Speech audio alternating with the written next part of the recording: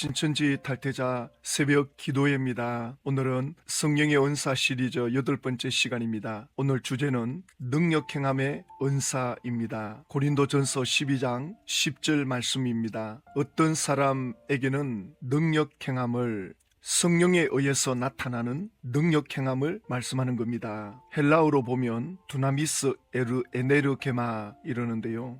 기적적인 능력이 실제로 나타나는 역사, 성령에 의해서 초월적인 능력이 나타나는 역사를 말씀하는 거죠. 인간적인 능력이 아닙니다. 사람의 마음에 감동을 주고 사람의 마음을 치유하고 회복하고 또 환경과 육신의 변화를 주는 성령의 능력입니다. 사도행전 10장 38절에 보면 하나님이 나사렛 예수에게 성령과 능력을 기름 붓듯 하셨음에 성령으로 인한 초월적인 능력이 함께 예수님에게 기름 붓듯 부어졌다. 그래서 그가 두루 다니시며 선한 일을 행하시고 마귀에게 눌린 모든 사람을 고치셨으니 이는 하나님이 함께 하셨습니다. 마가복음 6장 7절에 12 제자를 부르사 둘씩 보내시며 더러운 귀신을 제어하는 권능을 주시고 예수님이 제자들에게 전도 파송을 할 때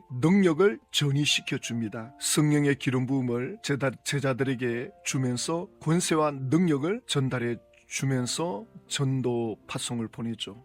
귀신을 제어하는 능력, 귀신을 쫓아내는 것뿐만 아니라 귀신을 제압하고 다스리는 성령으로 말미암아 나타나는 능력을 주셨다. 누가복음 4장 14절에서는 예수께서 성령의 능력으로 갈릴리에 돌아가시니 그 소문이 사방에 퍼졌고 예수님께서는 성령의 능력으로 사역을 하신 것을 보여주고 있죠. 그러면서 사도행전 1장 8절에 오직 성령이 너희에게 임하시면 너희가 권능을 받고 성령이 임하실 때 권세와 능력 나타나게 될 거다. 그 힘으로 그 능력이 예루살렘과 온 유대 사마리아 땅끝까지 이르러 내 증인이 되리라. 그래서 우리 전도자들은 성령의 능력을 의지하고 전도해야 됩니다. 인간적인 능력으로 눈에 보이지도 않는 하나님, 죽었다가 3일 만에 부활하신 예수님을 사람들에게 전한다. 유대인에게는 끄리끼는 것이요 헬라인들에게는 미련한 것이라고 너무나도 미련하죠. 그런데 성령의 능력이 역사하면 복음이 들어간다는 거죠. 눈에 보이지 않지만 성령의 역사가 일어나면 깨닫게 되고 믿게 되는 역사가 있기 때문에 성령을 의지하라. 성령의 능력을 입고 가면 내 증인이 될 것이다. 그런데 신천지는 이 성령의 능력에 대한 구체적인 가르침이 없습니다. 어제 신천지 탈퇴자분이 아직 자기 가족이 신천지에 지금 남아있는데 자기 가족이 신천지 안에서 뭐 하느냐 보니까 타로 자격증을 7만원인가 8만원 주고 신천지에서 자격증을 취득해라. 이걸 가지고 전도에 사용을 하게 한다는 겁니다. 그러니 본인은 지금 신천지를 나왔지만 자기 가족이 신천지 안에서 이걸 배우고 쫓아다니고 있으니 뭐 기가 막히죠. 신명기 18장에는 그의 아들이나 딸을 불 가운데로 지나가게 하는 자나 점쟁이나 기륭을 말하는 자나 요술하는 자나 무당이나 11절에 지는 자나 신접한 자나 박수나 초혼자를 너희 가운데 용납하지 말라. 이것 전부 쉽게 말하면 사주팔자 점 보는 거, 이게 타로거든요. 무당과 상담하는 거, 이 초혼자는 죽은 영혼을 부르는 거거든요. 신접한 자, 이 박수는 남자 무당입니다. 이게 오늘날 이 사주팔자 점 보는 거, 무당이 영혼을 부르는 거 형태만 바뀌었을 뿐이지 본질은 동일한 거거든요. 근데 신천지에서 사주팔자로 전도하는 거 제가 직접 옆에서 4월달에 제가 봤잖아요. 전 정말 충격을 받았습니다. 사주팔자라는 그 간판을 걸어놓고 한다고요. 또 타로는 뭐 아예 말할 것도 없고 신명기 18장 12절에 이런 일을 행하는 모든 자를 여호와께서 가증히 여기시나니 이런 가증한 일로 말미암아 내 하나님 여호와께서 그들을 내 앞에서 쫓아내시느니라. 하나님 보시기에 가증히 여기는 거다. 하나님 보실 때는 더럽게 여긴다는 거죠. 그 영혼이 더러워지는 거거든요. 그래서 그걸 하지 말라 하시면서 신명기 18장 13절에 너는 내 하나님 여호와 앞에 완전하라. 전보는 무속 행위를 말씀하면서 지금 이 말씀을 하는데 전보지 말고 다른 영적인 것을 찾지 말고 오직 하나님만 의지하라. 그러면서 신명기 18장 14절에 너가 쫓아낼 이 민족들은 기륭을 말하는 자나 점쟁이의 말을 듣거나 내게는 내 하나님 여호와께서 이런 일을 용납하지 아니하시느니라. 이스라엘 백성들이 광야 40년 길에 이제 마지막 가나안 땅을 앞두고 모세로부터 두 번째 설교를 듣는 시간이거든요. 가나안 땅에 들어가면 전부 무속하는 사람들이다. 점쟁이들, 기륭을 말하는 자들, 무속행위하는 자들이 가득 차 있다. 하나님은 그걸 용납하지 않는다. 더럽게 여긴다. 절대 쫓아가면 안 된다. 그러니까 신천지는 성령의 역사에 대해서 가르치지를 못합니다. 성령론이 없습니다. 성령에 대한 신학이 없습니다. 그러니 전도 나가는 사람들에게 고작 가르친다는 게 모략전도, 타로, 사주팔자. 그래서 검정역 6번 출구에서 이걸 하길래 4월달에 자주 나오더라고요. 그래서 저희 브람스 TV 교회가 이곳에 나가서 계시록을 토론하자. 길 가는 사람들 누구든지 성경에 대해서 궁금하면 질문하시라. 그렇게 외치면서 저희들은 성령님을 의지하죠. 브람스 TV 교회 분들이 지금 이제 앞으로 계속해서 이곳에 나갈 겁니다. 어제는 신천지 분이 오셔가지고는 저희들 보고 마귀 집단이라고, 마귀들이 와서 지금 설친다고 이러는데, 그래서 그분 보고 선생님 계시록 토론합시다. 많이 배우지 않았습니까? 계시록을 토론합시다. 그런데 나오지는 않고 멀리서 사진만 찍는데, 앞으로 이것을 우리가 계속해 나가야 되는데 우리는 성령을 의지합니다. 저희들은 드러내놓고 예수 이름을 전합니다. 말씀을 전할 때 성령님을 의지하고 하는 모습을 보여줘야 됩니다. 요한복음 14장 12절 예수님이 하시는 말씀인데요. 내가 진실로 진실로 너희에게 이르노니 나를 믿는 자는 내가 하는 일을 그도 할 것이요 또한 그보다 큰 일도 하리니 이는 내가 아버지께로 감이라. 사도행전 5장 15절에 심지어 병든 사람을 메고 거리에 나가 침대와 요 위에 누이고 베드로가 지날 때에 혹 그의 그림자라도 누구에게 덮일까 바라고. 예수님 때는 예수님 옷자락이라도 붙잡으려고 사람들이 몰려왔는데 베드로는 지나가는 그림자 곁에 환자를 갖다 놔요. 얼마나 베드로에게서 능력이 나타났으면 성령께서 그 상황에 그 필요에 따라 성령이 나타내는 역사죠. 베드로가 능력을 나타내고 싶다고 해서 나타내는 것이 아니라 성령님께서 성령님의 뜻에 의해서 그 능력이 나타나는 거죠. 그래서 저는 검정역 6번 출구에서 혹시 기도를 원하시면 기도해 드리겠습니다. 제가 그까지 말하고 있거든요. 신천지는 그럴 수 있나요? 신천지가 길거리에서 기도해 줄 수 있나요? 예수 그리스도 이름을 전할 수 있나요? 뭐라고 하잖아요. 뭐가 두려워서 그렇게 합니까? 성령의 능력을 믿고 하는 거지. 그러니까 신천지는 이만희 씨를 들고 나오면 다들 믿지 않고 도망간다는 거예요. 우리 개신교도 마찬가지입니다. 예수 처음에 전할 때 미쳤다 그러고 다 돌 던지고 욕하고, 그러나 계속 예수님을 전하고 대한민국 초기에 기독교가 들어올 때 최운동 목사님 같은 경우는 돌에 맞아가면서 그래도 사람 붙잡고 길거리에서 기도하다가 귀신이 떠나가고 병자가 일어나니까 사람들이 몰려오잖아요. 끝까지 그렇게 하는 거예요. 사람들이 원하지 않아도 도망가고 방해하고 그래도 끝까지 예수 이름 전하거든요. 예수쟁이라고 놀려도 능력이 나타나니까 사람들이 변화되니까 달라지는 겁니다. 그 핍박을 무릅쓰고 해야지. 예수님이 그렇게 하라고 했는데 신천지 총회장이 고작 가르친다는 게 타로나 배워가지고 사주팔자로 전도로 사람을 내몰고 있으니 이게 과연 하나님의 역사입니까? 속여가지고 사람을 세뇌시키고 예수님의 제자들이 그렇게 했습니까? 너무 유치하잖아요. 어떻게 전도하는 걸 보여줘야 돼요.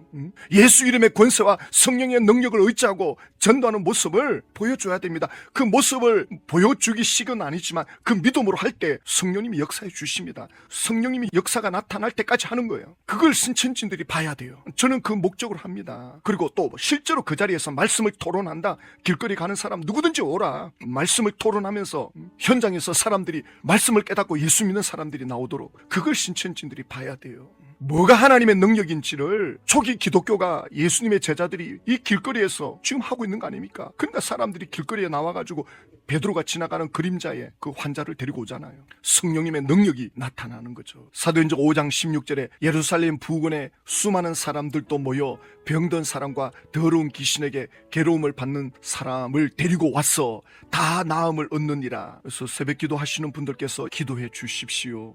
신천지들의 모략 전도 현장에 전도팀들이 나가서 능력 전도를 할 수 있도록 성령의 역사가 나타나는 전도를 할 수 있도록 성령의 역사가 나타나도록 기도로 기도해 주십시오. 이 베드로도 그 당시 제자들과 함께 사도행전 4장 32절에 그들이 빌기를 다음에 그 모인 곳에 진동하더니 성령님의 능력이 충만할 때 무리가 다 나가 담대히 하나님의 말씀을 전하더라. 간절히 기도하고 나가는 거거든요. 그래서 어제 그 길거리에 나가서 우리 같이 기도했죠. 교인들이 크게 소리 내지 않아도 된다. 예수 이름을 부르면 예수님이 역사하신다.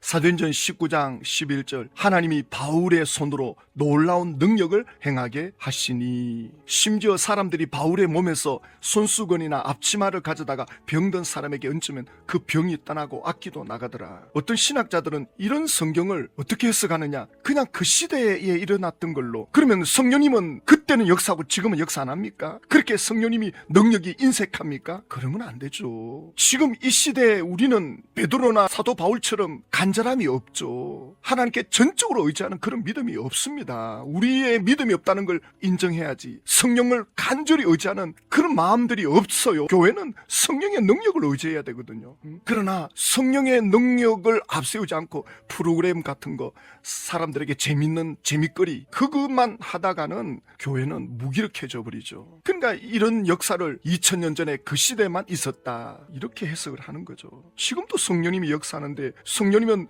이 능력을 나타내려고 성령을 의지하는 사람을 찾고 있거든요. 누가복음 11장 13절에 너희가 악할지라도 좋은 것을 자식에게 줄 줄 알거든 하물며 너희 하늘 아버지께서 구하는 자에게 성령을 주지 않겠느냐. 구하는 자에게 성령을 주시겠다고. 그러면 성령님이 오시면 이 능력이라고 했는데, 성령의 능력이 나타나는데 이 은사가 2000년 전 사건으로 끝난 겁니까? 성령님은 지금도 동일하게 역사합니다. 사람들이 그만큼 성령님을 의지하지 않습니다. 이때는 TV가 있습니까? 여행이라는 게 있겠습니까? 뭐 할 게 있습니까? 모이면 기도하는 것밖에 없죠. 예수 믿는 사람들이 말씀을 의지하고. 오늘날 시대하고는 차원이 다른 거죠. 그렇게 성령님을 의지하고. 그러니까 오늘 이 아침에도 기도하시겠지만 이제 기도 잠깐 하고 이제 일상으로 돌아가야 되잖아요. 계속 성령님을 의지하십시오. 계속 하나님을 의지하십시오. 기도를 오래오래 하면 뭐가 좋아지느냐? 영적으로 민감해집니다. 기도를 많이 한다 할 때 뭐 기도만 많이 하면 되느냐? 또 이렇게 말하는 분들이 있어요. 기도를 제대로 해야지. 그러면 기도를 제대로 오래 많이 하면 좋잖아요. 직장 생활하면서,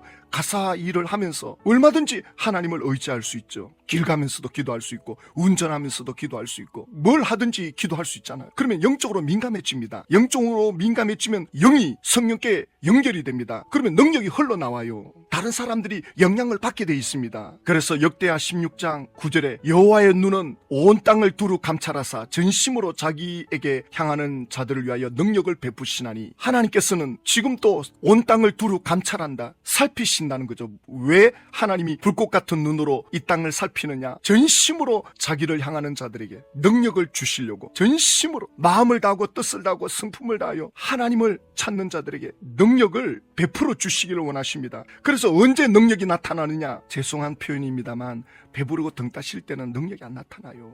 바울이 능력이 언제 나타났느냐? 고린도후서 12장 10절에 그러므로 내가 그리스도를 위하여 약한 것들과 능력과 궁핍과 박해와 공거를 기뻐하노니 이는 내가 약한 그때에 강함이라. 내가 어디서 강함이 나오느냐? 약할 때, 핍박받을 때, 궁핍할 때, 오히려 내 형편이 어려울 때 하나님밖에 의지할 수밖에 없어요. 바울이 그도 사람인데, 그도 육신적으로 힘들 때 우리와 똑같이 고통스러울 텐데 의지할 건 주님밖에 없는 거예요. 간절히 주님을 의지하잖아요. 자기 몸에 또 가시가 있고 병이 있고 핍박하는 자들이 있고 뭐 앞으로 가나 뒤로 가나 숨 쉴 틈이 없습니다. 너무 힘들어가지고. 그러니까 한순간도 주님에게서 멀어질 수가 없는 거예요. 딴 생각할 시간이 없는 거예요. 간절히 주님을 의지하니까 거기서 능력이 나오는 거예요. 우리는 하나님의 능력으로 하나님의 영광을 드러냅니다. 하나님을 의지하는 사람을 통해서 하나님의 능력이 나타납니다. 하나님을 의지하지 않는데 하나님의 능력이 나타났다. 그 사람 망합니다. 전부 교주됩니다. 그러면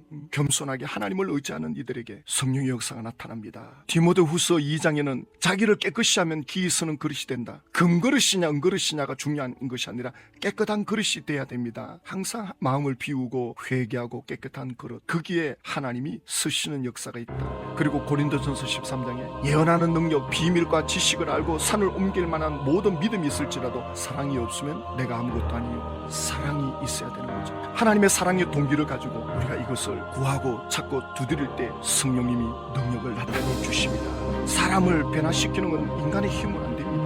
하나님 아버지 아버지, 성령께서는 능력 행함의 은사를 필요에 따라 흘러갈 수 있도록 역사하시는 분이십니다. 하나님을 찾고 성령을 의지하는 이들에게 오늘도 성령님은 역사하시는 줄 믿습니다. 오늘도 주님을 의지합니다. 이 하루를 성령님과 함께 하기를 원합니다. 은혜를 베풀어 주십시오. 예수님의 이름으로 기도드립니다.